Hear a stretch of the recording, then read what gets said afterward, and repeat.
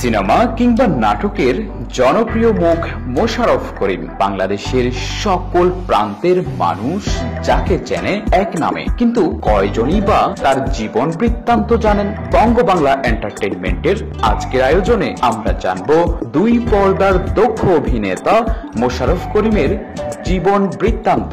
K M Mosharraf Karim 1971 সালের 22 August বাংলাদেশের ঢাকায় জন্মগ্রহণ করেন। তার পৈতৃক বাড়ি বরিশালে। মোশাররফ করিম 2004 সালের 7 অক্টোবর রোবেনা রেজা জুঁইকে বিয়ে করেন। জুঁইও নাট্য অভিনয় শিল্পী। তাদের একমাত্র সন্তান রোবেন রায়ান করিম। বাংলাদেশি ইংরেজি দৈনিক ডেইলি স্টারে এক সাক্ষাৎকারে তিনি বলেন যে তার অভিনয়ে দক্ষতা জন্ম নেয় তার স্কুল থিয়েটারে। 1986 সালে মাধ্যমিক পাশ করেন তিনি। তখন থেকে তার অভিনয়ের প্রতি ভালোবাসা অন্য মাত্রা নেয় ও তিনি তারিক আনাম খানের নাট্যকেন্দ্র মঞ্চদলে যোগদান করেন। তিনি এখনো এই নাট্যদলের সদস্য। মোশাররফ করিম 1999 সালে এক পর্বের নাটক অতিথিয়ে অভিনয়ের মাধ্যমে ছোট পর্দায় আগমন করেন। এই নাটকটি ফেরদৌস হাসান পরিচালনা করেন এবং এটি চ্যানেল আই-এ প্রচারিত হয়। নাটকে তার সত্যিকার পথ চলা শুরু হয় 2004 সাল থেকে। 2004 সালে তিনি দুটি নাটকে অভিনয় করেন, যা অভিনয় জগতে তাকে এক অধ্যবসায়ী চরিত্র হিসেবে প্রতিষ্ঠিত করে। তিনি বিখ্যাত টেলিফিল্ম ক্যারামে তিশার বিপরীতে অভিনয় করেন। এরপর থেকেই তিনি বিভিন্ন নাটক এবং মেগা ধারাবাহিকে অভিনয় শুরু করেন। 2008 সালে তিনি দেয়াল আলমারি নাটকে অভিনয় করেন। এই নাটকের জন্য তিনি মেরিল প্রথম আলো পুরস্কারে সমালোচক শাখায় সেরা টিভি অভিনয় শিল্পী পুরুষ বিভাগে পুরস্কৃত হন। তিনি তার প্রথম মেগা ধারাবাহিক 420-এ অভিনয় করেন। এই নাটকটি চ্যানেল আই-এ প্রচারিত হয়। এরপর তিনি জনপ্রিয় ধারাবাহিক ভবের হাট, ঘর কুটুমে অভিনয় করেন। এছাড়াও তিনি জিম্মি, দুই রুস্তুম, অন্তনগর, ফ্লেক্সিলোড, কিং কর্তব্য বিমূঢ়, আউট অফ নেটওয়ার্ক, সাদা গোলাপ, 420, জুয়া, সুখের অসুখ, সিরিয়াস কথার পরের কথা, সন্ধান চাই, ঠুয়া, loss, city life, behind the scene, তালা, শূন্য, পিক পকেট, ফাউল, জাঁতাকল নাটক ও টেলিফিল্মে অভিনয় করেন।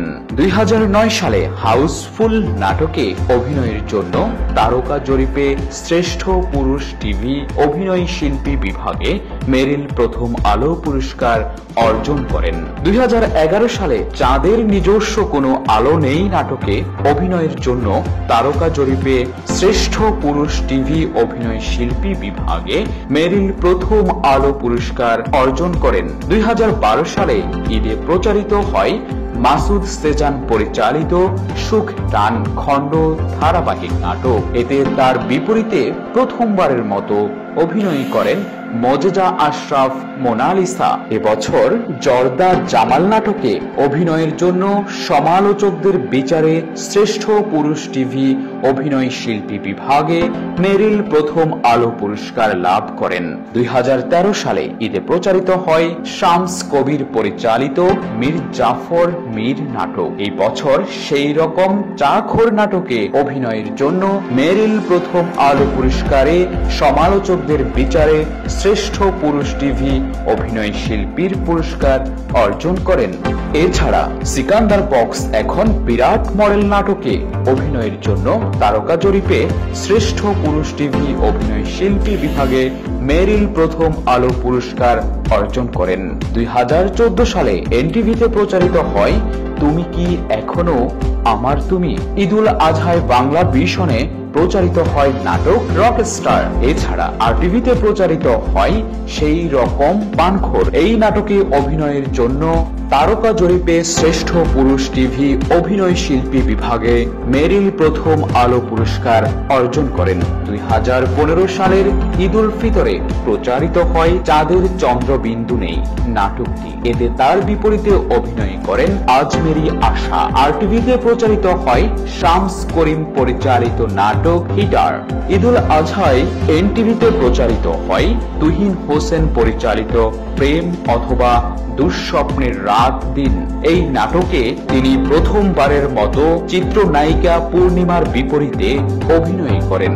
আরটিভিতে প্রচারিত হয় সিকান্দার বক্স সিরিজের শেষ খণ্ড সিকান্দার বক্স এখন নিজ গ্রামে। সিকান্দার বক্স এখন নিজ গ্রামে নাটকে অভিনয়ের জন্য তারকা জরিপে শ্রেষ্ঠ পুরুষ টিভি অভিনয় শিল্পী বিভাগে মেরিল প্রথম আলো পুরস্কার লাভ করেন।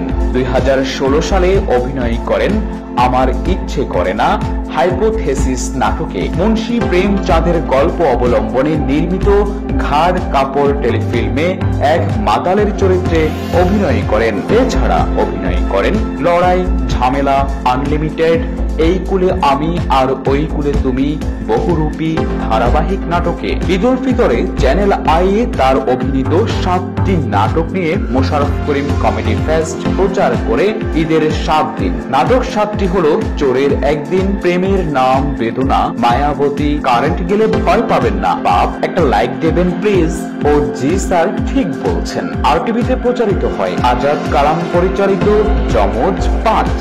এছাড়া বাংলা ভিশনে প্রচারিত হয় এভারেজ আসলাম, বৈশাখীতে প্রচারিত হয় কিট সুলাইমান, আরটিভিতে প্রচারিত হয় তলোয়ার এবং অন্য একটি চ্যানেলে প্রচারিত হয় চান্স মাস্টার খণ্ড ধারাবাহিক নাটকে তিনি অভিনয় করেন।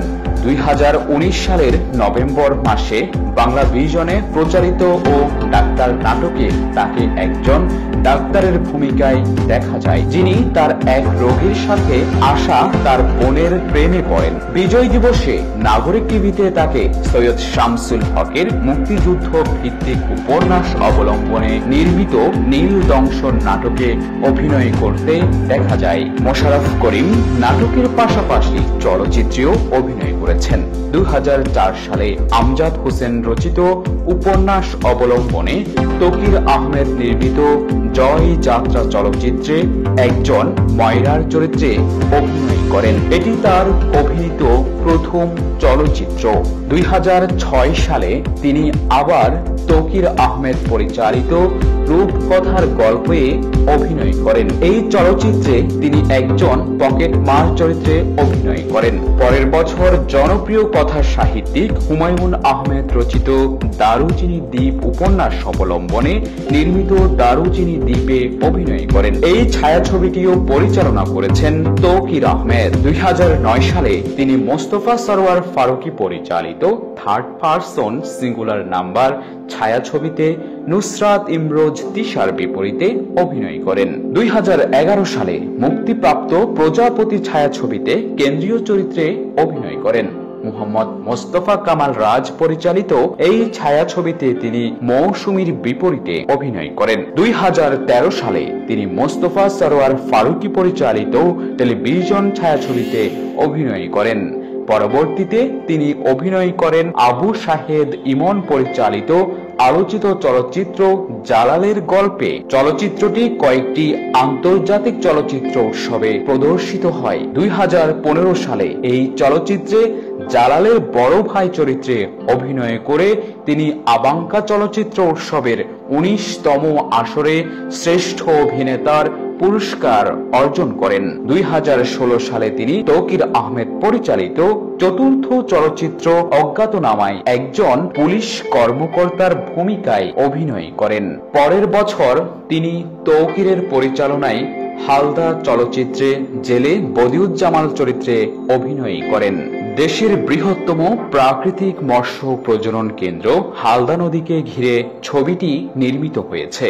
তার অভিনীত নূর ইমরান মিঠু পরিচালিত কমলার রকেট চলচ্চিত্রটি ঐতিহ্যবাহী গোয়াতে অনুষ্ঠিত ভারতীয় আন্তর্জাতিক চলচ্চিত্র উৎসবের 49তম আয়োজনে প্রদর্শিত হয়। এই চলচ্চিত্রে অভিনয়ের জন্য তিনি 42তম জাতীয় চলচ্চিত্র পুরস্কারে শ্রেষ্ঠ কৌতুক অভিনয় শিল্পী বিভাগে পুরস্কারের জন্য ঘোষিত হন। কিন্তু তিনি চরিত্রটি কৌতুক চরিত্র নয় দাবি করে এই পুরস্কারটি প্রত্যাখ্যান করেন। 2018 সালে বাংলাদেশের একটি জাতীয় স্যাটেলাইট টিভি চ্যানেলে জাগো বাংলাদেশ অনুষ্ঠানে তিনি ইসলাম ধর্মের গুরুত্বপূর্ণ বিধান পর্দা নিয়ে বিরূপ মন্তব্য করে সমালোচিত হন। ধর্মীয় অনুভূতিতে আঘাত দেয়ায় পরবর্তীতে তিনি ক্ষমা চান। মোশাররফ করিম 2016 সালের ফেব্রুয়ারি মাসে বাংলাদেশের শীর্ষস্থানীয় হাউসহোল্ড প্লাস্টিক ও ফার্নিচার সামগ্রী প্রস্তুতকারী RFL এর সহযোগী প্রতিষ্ঠান ডিউরেবল প্লাস্টিক লিমিটেডের পণ্য দুধ বা ব্র্যান্ড অ্যাম্বাসেডর নিযুক্ত হন। আমাদের ভিডিওটি কেমন লেগেছে এবং ভিডিও নিয়ে কোনো মতামত থাকলে তা কমেন্ট করে জানিয়ে দিন। লাইক এবং শেয়ার করে বন্ধুদের মাঝে ছড়িয়ে দিন।